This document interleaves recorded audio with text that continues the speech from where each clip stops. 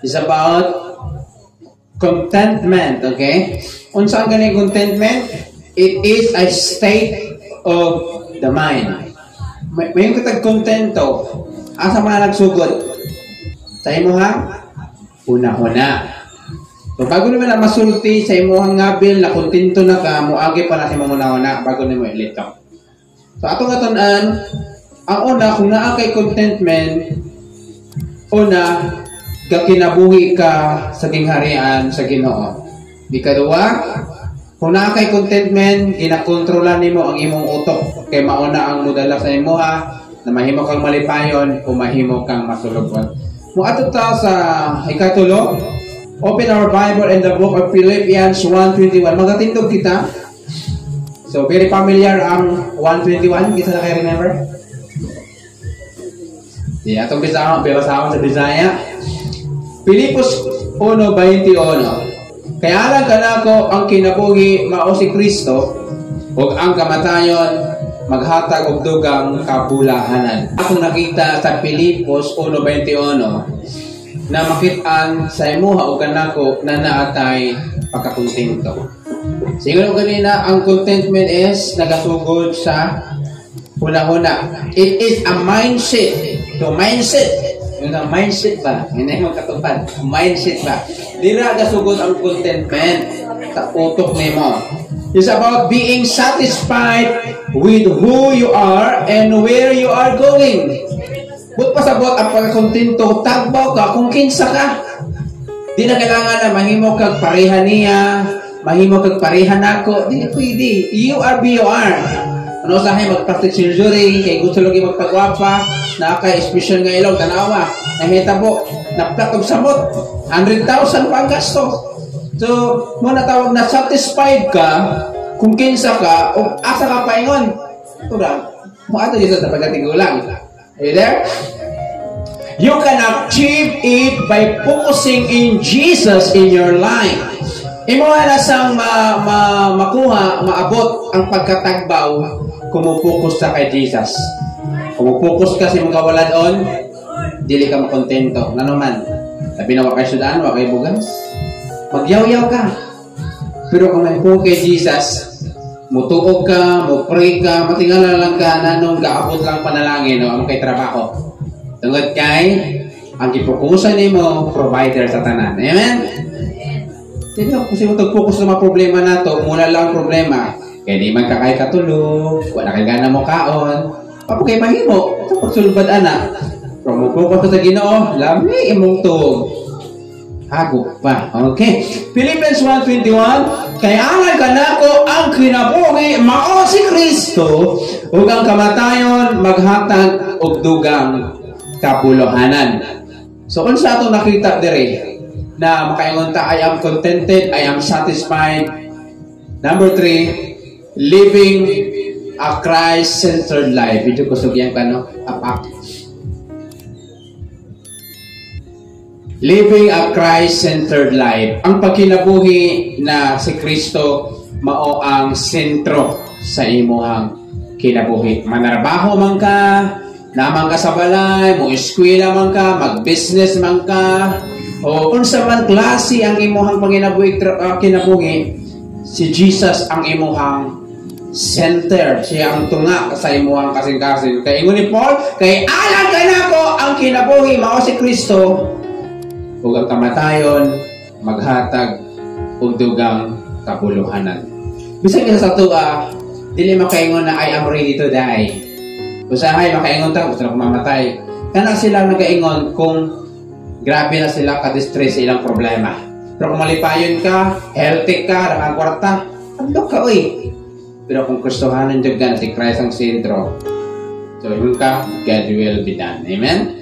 Pero makita na to kung naatay contentment sa itong kinabuhi, kung si Kristo ang atong priority.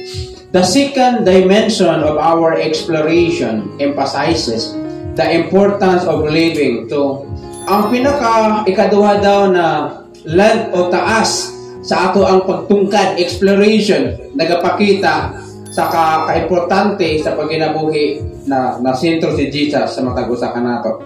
Kining Pilipos naman, babae na nisa. Philippians 1:21 remind us that for believers to live is Christ. Okay ra mo diya? Disultan sa turun manalami. When Christ becomes the center of our lives, our desires and aspirations align with His will. Kung si Kristo ang imuha o ako ang priority, ang ato ang mga pangandoy, ang ato mga tinguha, malinya o matugma sa iyang kabubuton. Pero pag kina si Kristo ato ang priority, ang ato ang mga tinguha o ato ang mga pangandoy, mahilayo na sa iyang kabubuton. Dira na magsugod na di ka na makontento. Kulang imong sweldo, nag-overtime na ka, pero kulang man, kaya wala man kay katagbawan. Amen? So, ang pagkatagbaw o pagkakontento, wala man nag-aingon na kung ay mong sudan ginamos, mara yun ay mong sudan, no? Ay, maggulay kag malunggay, butag sa luyot. Asin bitsinan, lami. So, it means na ang himoon, pero tama lang dito, sa kaya namang himoon. Kontento na ko, ani. Wala man kay gibuhat, pero gibuhatan ni mong tanan, so, gipakita ni mo na, gihimo ni mo ang imong part. Amen? This Christ-centered focus redirect our pursuit of fulfillment and contentment. Kini daw si Christ na sentro sa ato ang panglantaw, focus, nagabalik sa ato ang ginagukod o nagatagbaw ngadto sa pagkakontento. Kana lang kung dili mabana atong focus, makapokus sa kakalisod, makapokus sa kapobrehon, manikamot jud ta. Then makalimot na ka na nalalay kay Ginoo na dapat mo saligan o ampuan. Mahimo na musalig ka na sa imong kusog ug abilidad o ang resulta na hagop kayo imong una-una, hagop kay imong lawas, na naman grabe kung paningkamot mo.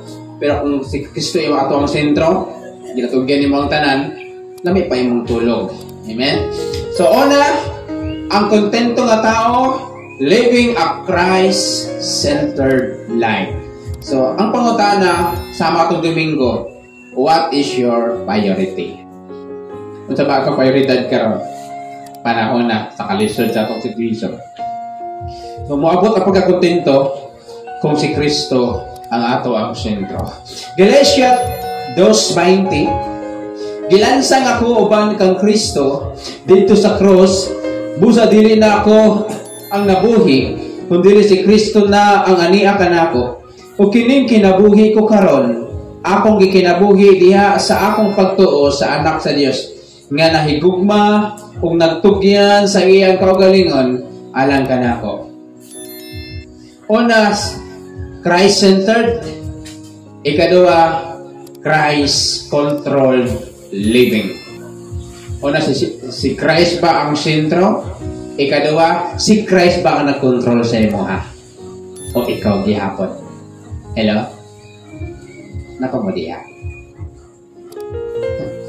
So, una, si Christ ang sentro. It means ikaw, ako, kitang tanan, atong pananaw na kay Jesus. Although nang inabuhi ta, nagkatihimo ta sa itong mga trabaho, lawan-law, negosyo, whatever diha. Ikaduha, si Christ po ang nag-control sa tuwa.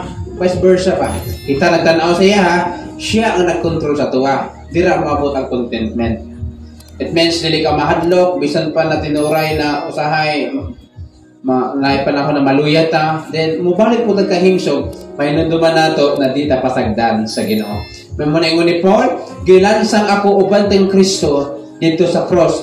Busa dili na ako ang nabuhi kung dili si Kristo. Muna sa ingon ni Paul, dili na ako ang nabuhi kung dili si Kristo nga ania kanako. So nindot kung mga itong gingon, gilansang ta uban ang atong problema, uban ang atong kinsa mata dati.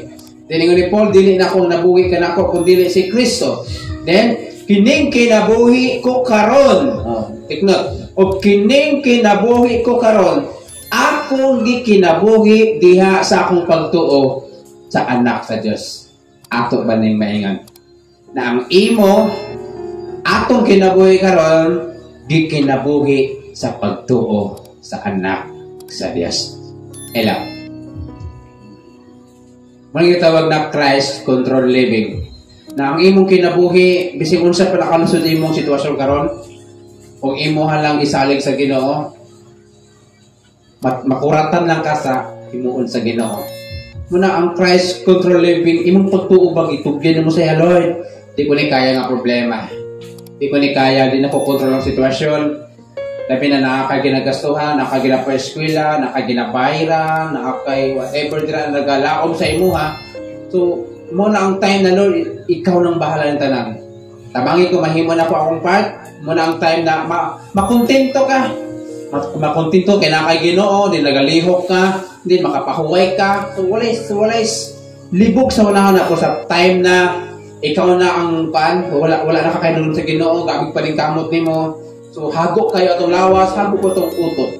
So kailan na to, ingon na to ang gingon ni Paul, ang kinabuhi karon akong gikinabuhi pinaagi sa pagtuo sa anak sa Kristo. Ato aning litukon be o kining kinabuhi ko karon akong ikinabuhi diha sa akong pagtuo sa anak sa Dios. So muna itong pangaitabang sa Ginoo mga igsoon.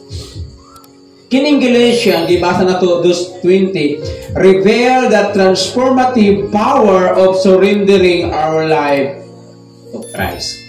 Pag muna sa ang verse giingon diri na nagapakita ni sa na ato ang gisurrender mga atong kinabuhi.